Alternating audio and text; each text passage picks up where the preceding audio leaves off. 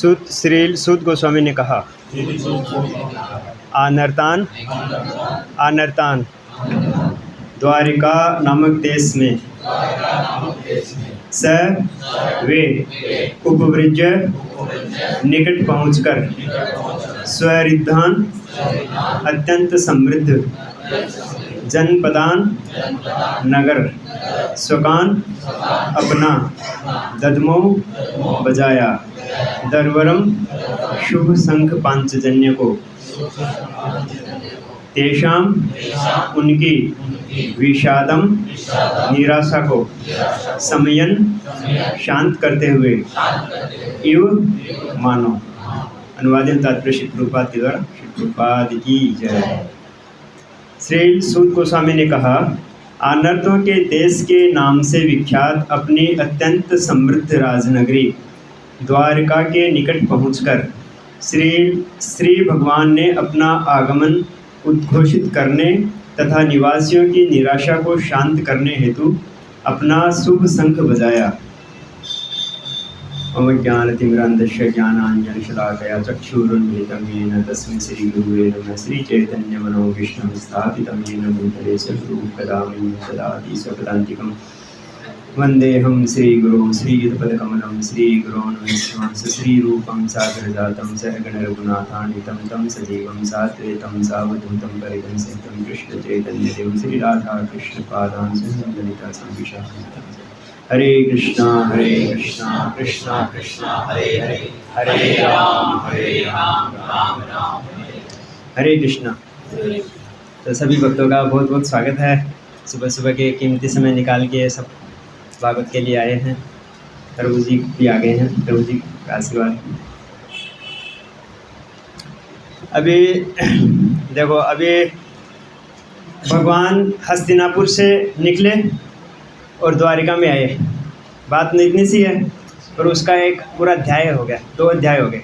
भगवान निकले, उसका एक अध्याय हो गया। अब भगवान द्वारिका में प्रवेश करे, उसका एक अध्याय हो गया। तो कोई भी महत्वपूर्ण व्यक्ति, जब उनके कार्यकलाप जो होते हैं वो साधारण नहीं होते हैं, तो उनके कार्यकलाप बारीकी से डिटेल में व्याख्या कर रहे हैं सुखदेव गोस्वामी कि कैसे, जैसे कोई भी महत्वपूर्ण व्यक्ति, तो गुरु महाराज वगैरह आते हैं, कोई बड़े महाराज आते हैं, तो हम दूर से जाके उनका स्वागत करने के लिए जाते हैं। दूर जाते हैं और उनको छोड़ने जाते हैं, तभी भी दूर जाके छोड़ के आते हैं। ऐसा उनके प्रति सम्मान व्यक्त करना है। तो भगवान जब हस्तिनापुर से निकले तो सभी जो हस्तिनापुर के निवासी थे, जो भगवान से बहुत प्रेम करते थे, तो उन्होंने बहुत दूर तक आकर, गांव के बाहर तक आकर उनका रथ के पीछे पीछे चले और भगवान को उनको लगा कि भगवान अभी हमसे बिछुड़ रहे हैं, तो वो भी एक उनका कारण था और सम्मान भी होता है ऐसा। फिर अभी द्वारका में वो प्रवेश कर रहे हैं। जब भगवान वहाँ से हस्तिनापुर से निकले तो कई देशों में होते हुए, कई नगरों में, प्रांतों में होते हुए वो द्वारका के निकट आए। उसमें पिछले श्लोक में आपने सुना होगा कि वो ब्रह्मावर्त, कुरुक्षेत्र, मत्स्य, सारस्वत्या, मरु प्रांत, जल के अभाव वाले नगर, ऐसे अभी भारत में वो नगर हैं जहाँ से भगवान गुजरे थे। उनका नाम शायद कुछ चेंज हो गया है कहीं कहीं। तो वो सारे नगरों से भगवान हो के, क्योंकि सभी लोग तो भगवान को प्रेम करते थे और भगवान को बहुत आतुरता से चाहते थे, तो भगवान सबसे मिले, सबको राहत प्रदान की। फिर द्वारका के जैसे ही पास में आए तो उन्होंने अपना शंख बजाया। तो शंख बजाने का क्या कारण है? क्योंकि एक तो द्वारका वासियों को सूचना मिल गई इससे कि मैं आ गया हूँ, और दूसरा उनको राहत मिली, जो काफ़ी लंबे समय से भगवान उनसे बिछुड़े हुए थे, दूर थे, हस्तिनापुर में गए हुए थे। जब वो महाभारत का युद्ध हुआ, उनको सबको पूरा कंप्लीट करके भगवान आए। भगवान चलने वाले थे हस्तिनापुर से, फिर वापस युधिष्ठिर महाराज ने रोक दिया उनको, भगवान अभी कुछ दिन और ठहर जाइए आप। तो भगवान और 2 महीना रुक गए। फिर कितना ऐसा लंबा समय हो गया था, तो भगवान सबको संतुष्टि प्रदान करके फिर आए थे। तो इतने में द्वारकावासियों का विरोह बढ़ गया। द्वारकावासी भगवान से बहुत प्रेम करते थे, वो कोई साधारण जीव नहीं थे। वो भगवान की लीला में सहयोग करने के लिए आए हुए थे। भगवान की लीला में देवता लोग, बड़े बड़े भक्त लोग, वो सब आए हुए थे। तो भगवान से 1 मिनट का विरह भी उनके लिए ऐसा ही था, उनको सहन नहीं होता था। तो फिर भगवान इतने लंबे समय से आ रहे हैं, जैसे हम देखते हैं कि भरत जी है, राम जी के भाई थे। तो जब राम जी वनवास चले गए थे तो उन्होंने काफ़ी प्रयास किया था उनको वापस लाने का, परंतु राम जी बोले कि ये तो पिता की आज्ञा है, वनवास तो पूरा करना ही है। फिर भरत जी ने नंदीग्राम में एकदम तपस्वी जीवन बिताया और उनको भगवान की चरण पादुका लाके वहाँ पे उनकी सेवा करते थे, वहीं से राज्य का संचालन करते थे। भगवान को कहा कि 1 दिन भी लेट हो जाएगा तो मैं आत्मदाह कर लूँगा, ऐसा उनका भगवान के प्रति प्रेम था। तो भगवान जैसे ही निकट आए पुष्पक विमान में बैठ के, जब लंका को सब रावण को जीत के आए, तो उन्होंने हनुमान जी को भेजा नगर के पास में आके कि आप फटाफट जाओ और भरत महाराज को सूचना दो कि हम आ गए हैं, क्योंकि उनका 1-1 मिनट कीमती था। तो युगायतम निमेषेण चाक्षुषा प्राप्त, चैतन्य महाप्रभु बोलते हैं कि एक मेरे को वो क्षण एक युगों के जैसे लग रहे हैं। तो वो सब रागानुगा भक्ति में थे और हम जो हैं वो साधना भक्ति में हैं।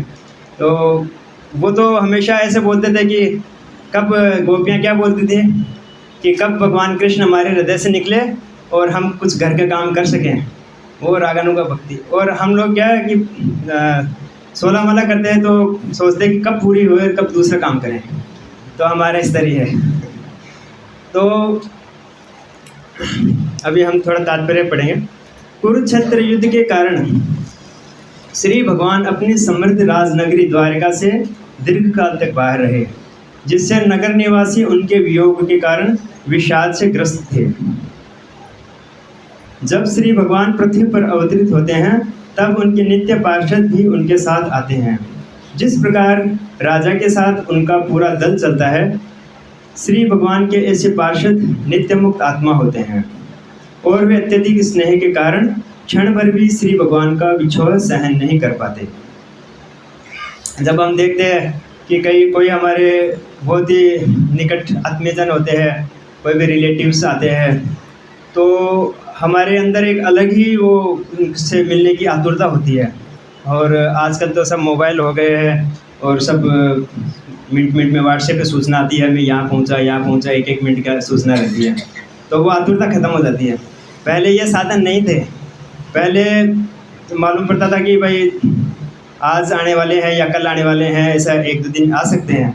तो उनका 1-1 मिनट ऐसा रहता था कि वो द्वार पे नज़र बिछा के रखते थे कि कब आएंगे कब आएंगे।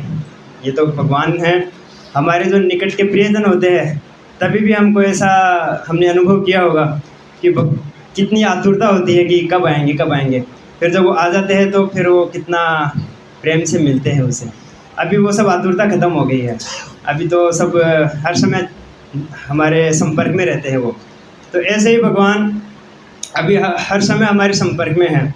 द्वारकावासियों के समय तो साक्षात उपस्थित थे और भगवान अभी भी, जैसे अभी हम लोग सूचना माध्यम से के द्वारा, नेटवर्किंग के द्वारा हमारे परिजनों से संपर्क में रहते हैं, तो भगवान हमारे संपर्क में कैसे रहते हैं? हरे कृष्णा कृष्णा कृष्णा हरे हरे, हरे राम राम राम हरे हरे। तो भगवान का ये नाम हम लेते हैं तो हम हमेशा भगवान के संपर्क में रहते हैं। भगवान कहीं बाहर, तो अभी जब द्वारका के लोग भगवान का स्वागत करेंगे तो उसका अर्थ है कि हम हृदय में भगवान को स्वागत करें, हृदय में भगवान को विराजमान करें। तो हृदय में विराजमान कैसे करेंगे? जब उनका नाम जप करेंगे, जब उनको नाम जप करेंगे, अच्छे से साधना करेंगे, तो भगवान हमारे हृदय में विराजमान हो जाते हैं। फिर इसमें भागवतम पढ़ेंगे तो भागवतम पढ़ने से भगवान हृदय में विराजमान हो जाते हैं। तो भागवतम का जैसे पहले स्कंद का ही दूसरा श्लोक आता है, सद्यो हृदि अवरुद्धते अत्र शुश्रुभि पुष्कलाभि तत्क्षणात्, कि जैसे कोई भागवतम पढ़ने की कोशिश करता है, इच्छा मात्र करता है, पढ़ा नहीं अभी उसने, इच्छा करता है, तभी भगवान उसके हृदय में विराजमान हो जाते हैं और तत्क्षणात् समय नहीं लगता। तो भागवतम की कितनी महिमा है। स्वयं भगवान का ही अभिन्न रूप है। भगवान और भागवतम में कोई अंतर नहीं है। जब हम भगवान का नाम जप करते हैं, भागवतम पढ़ते हैं, तो हम भगवान का संग कर रहे हैं। वो द्वारका के वासी जब भगवान का संग कर रहे थे, उसी प्रकार ये भी हम भगवान का संग कर रहे हैं। इसमें श्लोक आता ना कि नाम चिंतामणि कृष्ण चैतन्य रस विग्रह, कि भगवान का नाम है स्वयं कृष्ण है, चैतन्य है, रस से पूर्ण है, पूर्ण शुद्ध नित्य मुक्त अभिन्नत्वाम नाम नामिना। अभिन्न है, नाम और नामी में कोई अंतर नहीं है।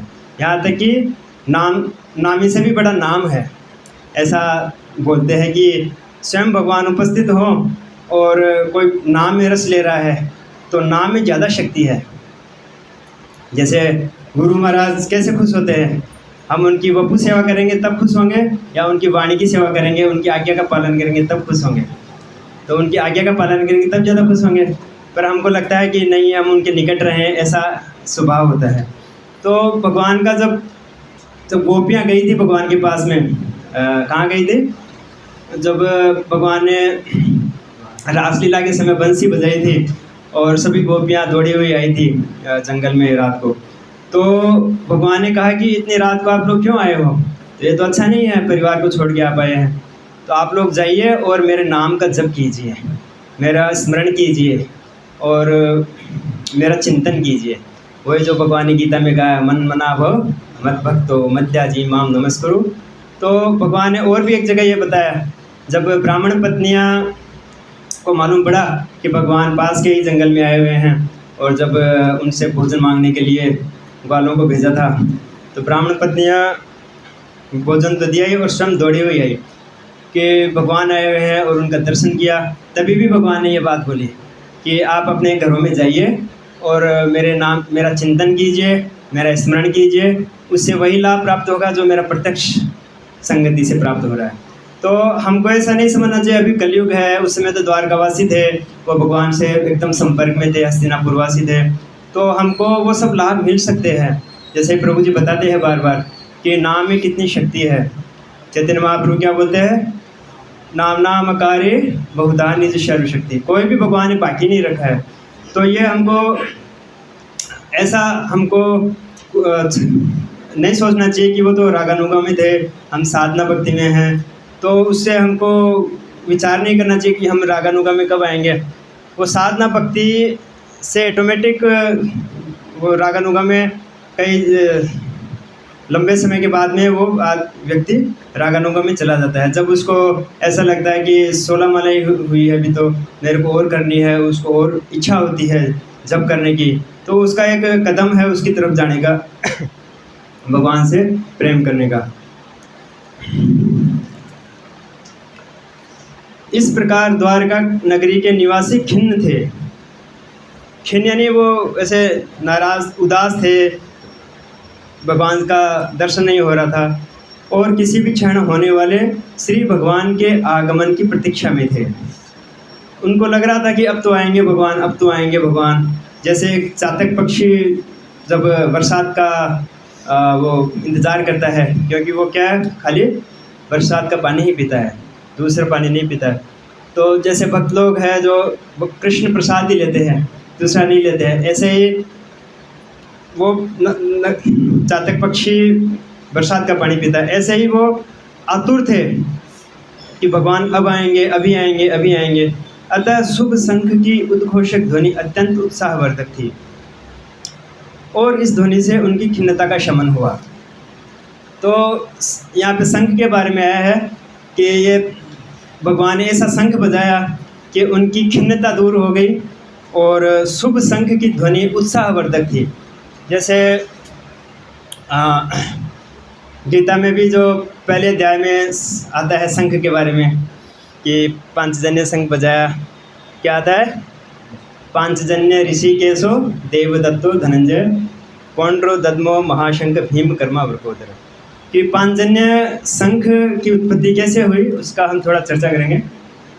जब भगवान कृष्ण और बलराम जब वृंदावन से द्वारिका आ गए थे और कंस का वध कर दिया था, तो वसुदेव जी जो उनके पिता थे उनको ऐसे चिंता हुई कि मेरे पुत्रों ने तो अभी तक गुरु नहीं बनाए हैं और गुरुकुल में उन्होंने शिक्षा प्राप्त नहीं की है। हालांकि वो सब भगवान के लिए ज़रूरी नहीं है, वो तो सब विद्याओं के राजा हैं, परंतु एक पिता होने के नाते वसुदेव जी को चिंता हुई तो उन्होंने सांदीपनि मुनि के आश्रम में उनको उनके अंडर में भर्ती करवा दिया। तो सांदीपनि मुनि ने जब उनको 64 दिनों में 64 कलाएँ सिखा दी और वो जानते थे ये स्वयं भगवान हैं, तो फिर जब शिक्षा के बाद में दीक्षा दी जाती है कि जैसे कोई भी शिक्षा देते हैं तो जैसे कोई भी हम दीक्षा लेते हैं गुरु महाराज से, तो हम दीक्षा के बाद में भिक्षा हम गुरु महाराज को समर्पित करते हैं पहली बार। तो कुछ भी हम लक्ष्मी सेवा इकट्ठी करते हैं, गुरु महाराज को अर्पित करते हैं, तो वो एक प्रतीक रूप है। बाद में उनकी दीक्षा बाद में उनको समर्पित करने के लिए हम लोग बुक डिस्ट्रीब्यूशन करते हैं। ये भी एक तरह की शिक्षा के बाद में दीक्षा है, शिक्षा के बाद में दीक्षा। तो वो हम गुरु महाराज को प्रसन्न करते हैं उससे उस बार में हम पैसे इकट्ठे नहीं करते, हम वो पुस्तकों के द्वारा पैसे इकट्ठे करते हैं, तो वो गुरु महाराज को प्रसन्न करता है। तो उन्होंने पूछा कि अब हमारा शिक्षा पूरी हो गई है, अभी हमको क्या भेंट करना चाहिए आपको दीक्षा के रूप में? दीक्षा ही बोलते प्रभु, गुरु दक्षिणा। हाँ, गुरु दक्षिणा, मैं कन्फ्यूज हो रहा हूँ। तो गुरु दक्षिणा के रूप में क्या हम आपको देवें, आप जो बताइए। तो गुरु माता ने सांदीपनि मुनि को बोला कि ये भगवान है, इनसे छोटी मोटी चीज़ मत मांगिए, ये कुछ भी दे सकते हैं। तो उनका एक पुत्र खो गया था पहले, तो वो समुद्र में कोई डूब के शरीर छोड़ दिया था उन्होंने, तो उनको बड़ा दुख था। तो उन्होंने कहा कि इनसे हम अपने खोए हुए पुत्र को मांग लेते हैं। तो ठीक है बोले, मांग लेते हैं, तो भगवान है, कुछ भी दे सकते हैं। तो सांदीपनि मुनि ने कहा कि आप हमारे खोए हुए पुत्र को ला सकते हैं, तो आप ला दीजिए, यही हमारे लिए सबसे अच्छी गुरु दक्षिणा होगी। तो भगवान तो अंतर्यामी है, सब कुछ जानने वाले हैं, सर्वज्ञ हैं, तो सीधे समुद्र के पास गए और समुद्र को आह्वान किया और समुद्र को पूछा कि मेरा गुरुपुत्र को लेके आइए, मेरे गुरुपुत्र आपके समुद्र में डूब के मर गए थे। तो उन्होंने कहा कि एक पांचजन्य नाम का राक्षस जो शंख के रूप में रहता है समुद्र के अंदर, उन्होंने गुरुपुत्र को निगल लिया था, तो वो उसके पास मिल सकता है। तो भगवान तुरंत समुद्र में गए अंदर और पांचजन्य को ढूंढ के उसका वध किया और उसके उदर में भगवान को वो गुरुपुत्र नहीं मिला। तो भगवान ने उसका वध करके वो पांचजन्य जो शंख के रूप में था, तो वो शंख का जो खोल होता है, शंख जो एक जीव के ऊपर, जैसे हम कछुए के ऊपर खोल देखते हैं, ऐसे ये समुद्र की एक प्रजाति है शंख। तो उनके ऊपर जो खोल होता है ये हड्डी का जैसा होता है। तो हालांकि ये हड्डी और जो मड़ होते हैं उसको छूने के बाद हमको स्नान करना चाहिए, ऐसा बताया। परंतु चूँकि ये शास्त्रों में बताया है कि गाय का जो मड़ है और जो शंख की हड्डी है, शंख है, तो वो इतने पवित्र होते हैं कि वो उससे आदमी पवित्र हो जाता है। तो ऐसा विरोधाभास लगता है, परंतु ये शास्त्रों की कितनी गहरी इसमें रिसर्च है और वैज्ञानिक लोग अभी रिसर्च करके एक एक चीज़ को खोज रहे हैं और अपना टाइम वेस्ट कर रहे हैं। और भक्त लोग जो होते हैं शास्त्रों को मान लेते हैं और आगे बढ़ जाते हैं। अपनी प्रत्यक्ष इंद्रियों के द्वारा खोज करने से कभी भी हम लाभ प्राप्त नहीं कर सकते हैं, श्रम एवं ही केवलम हो जाता है। तो भूमिका के अंदर भी आता है ये बात, जब हम गीता जी की भूमिका में पढ़ते हैं तो शुभ शंख बजाए भगवान ने। तो शंख की ध्वनि इतनी मधुर होती है कि जब गीता में भगवान ने बजाया था महाभारत युद्ध के पहले, तो सभी जो पवित्र आत्माएं थी उनका उत्साह बढ़ गया पांडवों की साइड में, और जो दुष्ट आत्माएं थी कौरवों की साइड में उनके हृदय विदीर्ण हो गए। वो डर गए अंदर से, उनको ऐसा भय प्रतीत हुआ। तो शंख दोनों काम करते हैं, अशुभ शक्तियों को पराजित करते हैं और शुभ शक्तियों को उत्साह। जब हम मंगला आरती में जब गाते हैं गुरुअष्टकम के पहले, तो शंख की ध्वनि बजाते हैं। तो शंख की ध्वनि बजाने से ये दोनों कार्य होते हैं। और दूसरे जो लोग इधर उधर खड़े हैं मंदिरों में जैसे बजाते हैं, तो जो लोग अभी तैयार नहीं हुए हैं या आसपास टहल रहे हैं या माला कर रहे हैं, तो वो लोग दौड़ के आते हैं, पर शंख बज गया है तो 3 बार बजाते हैं, 3 बार चेतावनी दी जाती है कि शंख बज गया है, भगवान दर्शन देने वाले हैं, फटाफट आइए। तो वो एक कोलाहलपूर्ण ध्वनि होती है और हमको एक उत्साह आता है और वो एक सात्विक होता है। और वैज्ञानिक लोग तो ऐसा भी बोलते हैं जितनी दूरी में शंख की आवाज़ आती है उतनी दूर के कीटाणु खत्म हो जाते हैं। कीटाणु है, जीवाणु है।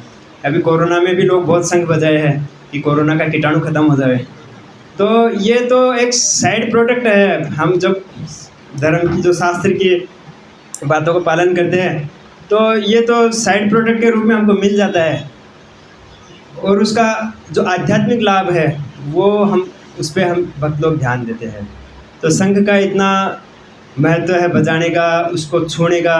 भगवान कृष्ण ने जब ध्रुव महाराज को दर्शन दिए तो ध्रुव महाराज तो 5 साल के ही थे, उनको तो कोई शिक्षा नहीं थी कैसे स्तुति गाई जाए भगवान के सामने। तो भगवान ने कृपा करके अपने शंख को ध्रुव महाराज को कहाँ छुआया? गालों को छुआया, शायद गालों को छुआया, ऐसा मेरे ध्रुव महाराज को शायद गालों को छुआया कहीं भी। तो ध्रुव महाराज को पूर्ण ज्ञान हो गया शास्त्रों का, और उन्होंने श्लोक पे श्लोक, चुने हुए श्लोक, उत्तम श्लोकों को भगवान को प्रस्तुत किया। तो ऐसे भगवान के हाथ में जो शंख है तो वो बड़ा ही दिव्य है। और भी जैसे भगवान जब ऐसा कहते हैं कि जब भगवान वृंदावन में थे तब बंसी बजाते थे और बंसी के द्वारा ही वो सबको मोहित करते थे। और अभी द्वारका में आने के बाद उन्होंने बंसी को छोड़ दिया, क्योंकि अभी बंसी उठाएंगे तो वो फिर वापस वृंदावन वासियों की याद आएगी। अब उन्होंने शंख बजाना चालू किया है द्वारिका में। और जब उनको युद्ध करना था, अनेक असुरों का वध करना था, क्योंकि भगवान किस लिए आते हैं? परित्राणाय साधुना विनाशाय च दुष्कृताम।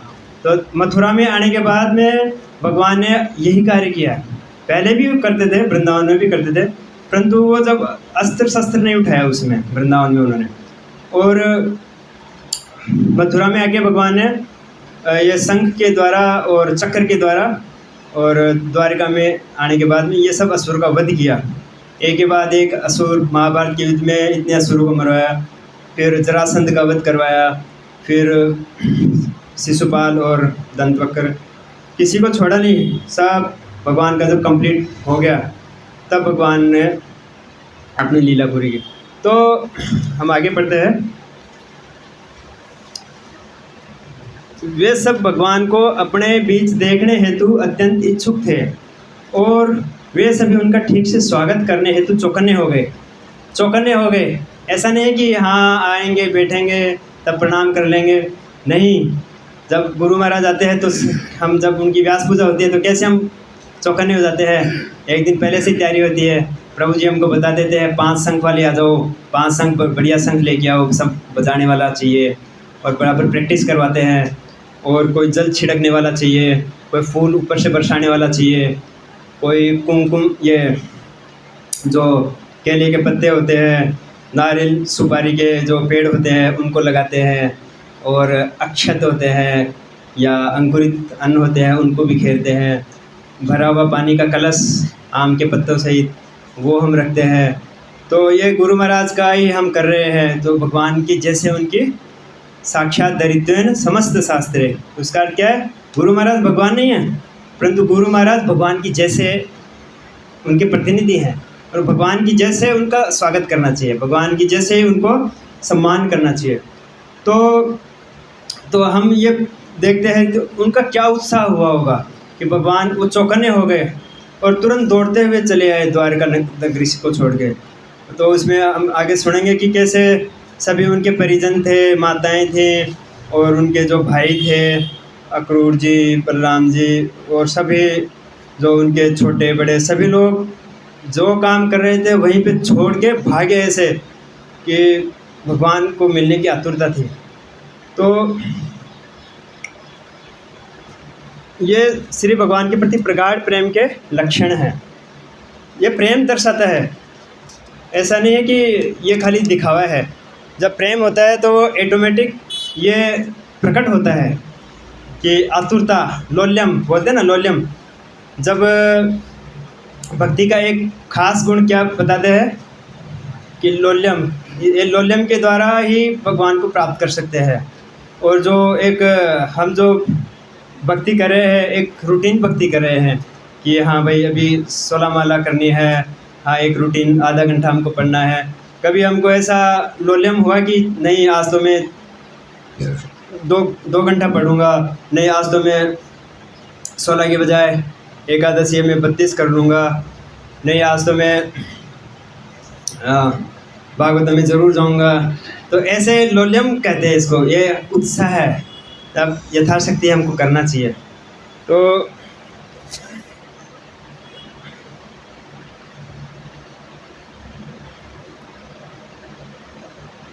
इसमें आया है कि अभी इस श्लोक में आया है आनर्तान। आनर्तान का एक द्वारिका के लिए आया है कि आनर्तान नामक देश उसको बोलते हैं। और उपव्रज यानी निकट पहुंचकर, उन द्वारिका के निकट पहुंच गए भगवान। और स्वरिद्धान कि द्वारिका नगरी इतनी समृद्ध थी कि देवता लोग भी अपने आप को छोटा समझते थे। स्वर्ग के जो देवता है, स्वर्ग बहुत समृद्धशाली है, परंतु देवता लोग भी उसके सामने फीके पड़ गए थे कि द्वारिका नगरी का ऐश्वर्य था। तो वहाँ किसी प्रकार की कमी नहीं थी, किसी को कोई रोग शोक बुढ़ापा बीमारी नहीं आती थी। और वहाँ के लोग परम संतुष्ट थे और सुखी थे। और जनपदान यानी नगर, नगर यानी कोई भी व्यक्ति जहाँ पे रहते हैं, गांव, पुर, नगर हम बोलते हैं। स्वकान अपना, और ददमो यानी बजाया। दरवरम, दर का अर्थ होता है शंख, और वरम यानी शुभ। शंखों में शुभ शंख, सर्वश्रेष्ठ शंख, पांचजन्य नमन। और तेषाम उनकी, उनकी किनकी? द्वारकावासियों की। और विषादम निराशा को, द्वारकावासी बहुत निराश हो गए थे, भगवान को नहीं देखा था। जैसे ही कोई पौधा होता है, बगीचे में कोई पौधे होते हैं या गमले में हमारे घरों में होते हैं, तो अगर हम कभी बाहर चले जाते हैं, पौधों में पानी नहीं डालते हैं, तो जब हम वापस आके देखते हैं तो वो मुरझा जाते हैं। तो ये मुरझाने का कारण क्या है? उसमें पानी नहीं दिया है। पौधों की खुराक क्या है? पानी है। तो भक्तों की खुराक क्या है? भगवान की भक्ति, भगवान का दर्शन। ऐसे द्वारकावासियों ने भगवान को देखा नहीं तो वो ऐसे निराश हो गए, उदास हो गए। ऐसे वृंदावनवासी भी थे। तो भगवान को तो किसी से आसक्ति नहीं है। भगवान जब द्वारका में रहते हैं तभी भी सब उनको चाहते हैं, हस्तिनापुर में रहते तो भी सब चाहते हैं, वृंदावन में रहते सब चाहते हैं। तो भगवान ऐसे नहीं सोचते हैं कि चलो मैं हस्तिनापुर में सब सेट करके आता हूँ कि आप लोग युद्ध करो, कोई मेरे को सलाह लेनी हो तो मेरे को पूछ लेना, ये सब बता के आप युद्ध कर लेना, मैंने सब सेट कर दिया। ऐसा नहीं किया भगवान ने। तो भगवान ने वहाँ पूरा पटाया काम, पूरा युद्ध में जिताया पांडवों को, पूरा सेट किया। वो ऐसा नहीं सोचे कि मेरे द्वारकावासी मेरा बहुत मेरे वीरा में पागल हो रहे हैं या मेरा इंतज़ार कर रहे हैं, या वृंदावन छोड़ा तो वृंदावनवासी कैसे जिएंगे। भगवान को किसी से आसक्ति नहीं है। भगवान जिस चीज़ के लिए आते हैं वो काम करके रहते हैं। यदा यदा ही धर्मस्य। तो भगवान जो कार्य करने के लिए आते हैं वो करते हैं। तो भगवान जब और भी जब रास्ते में अनेक नगरों से होते हुए आए तो सबसे मिले प्रेम से, और वो इतने प्रेम से मिलते हैं और इतने आत्मीयता से मिलते हैं। तो भगवान के जो स्वरूप का एक बार भी कोई दर्शन कर लेता है फिर उनको भूल नहीं पाता है। ध्रुव ये नारद जी के केस में हम देखते हैं कि भगवान ने एक क्षण के लिए उनको हृदय में दर्शन दिया, और परीक्षित महाराज को गर्भ में दिया तो वो पूरी ज़िंदगी भर ढूंढते रहते थे कौन था जिन्होंने मेरे को दर्शन दिया। नारद जी व्याकुल हो गए कि एक को किसने दर्शन दिया, वो भगवान वापस क्यों नहीं आ रहे। फिर भगवान ने वाणी से उनको कहा कि इस जन्म में बस इतना ही, अब नेक्स्ट। तो ऐसा उत्कंठा होती है तो भगवान दर्शन देते हैं, और फिर दर्शन करने के बाद फिर वो व्यक्ति रह नहीं सकता है। तो मैं बोला था कि जब पौधों में पानी जाता है तो उसकी पौधे भरते हैं, उनमें एक जान आ जाती है। ऐसे ही जब हम देखते हैं कि एक श्लोक आता है भागवतम में कि यथा तरोर्मूल निषेचनेन, एक फेमस श्लोक है, आप सब लोग जानते हैं कि जब पौधों के जड़ में पानी डालेंगे तो सभी पौधा, उसकी टहनियाँ, पत्ते, शाखाएँ सब हरी भरी हो जाएंगी। तो हमारा जो भी कोई कार्य बाकी नहीं रहेगा। हम भगवान को ये भक्ति करते हैं तो सभी देवी देवता, सभी आचार्य, सभी गुरु, सभी भगवान के भक्त सभी संतुष्ट हो जाते हैं कि आराधितो यदि हरि तपसा ततः किम, ना आराधितो यदि हरि तपसा ततः किम। अगर हरि की आराधना कर ली, भगवान की भक्ति कर ली, तो फिर अन्य तपस्या की क्या आवश्यकता है। भगवान भी यही बोलते हैं ना, सर्वधर्मान परित्यज्य, खाली मेरी भक्ति करो। सब कुछ बोलने के बाद ही बोले। तो ये बार बार बताते हैं कि अगर आप भगवान की आराधना नहीं कर रहे हैं और दूसरे सब कार्य कर रहे हैं तो उसका कोई वैल्यू नहीं है। श्रम वही केवलम है, उसका कुछ फल मिलेगा परंतु वो तुच्छ मिलेगा। श्रम ज़्यादा होगा, फल कम मिलेगा। और भगवान की आराधना करने से क्या होगा, श्रम कम लगेगा और फल ज़्यादा मिलेगा। जब हम लोग बुक डिस्ट्रीब्यूशन में जाते हैं तो हम क्या करते हैं, लिफ्ट का बटन दबाते हैं, सबसे टॉप फ्लोर पे जाते हैं।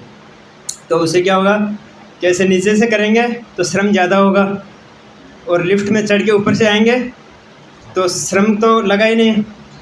तो ऐसे भक्त लोग करते हैं। भक्त लोग बड़े चतुर होते हैं, कृष्ण भक्त बड़ो चतुर।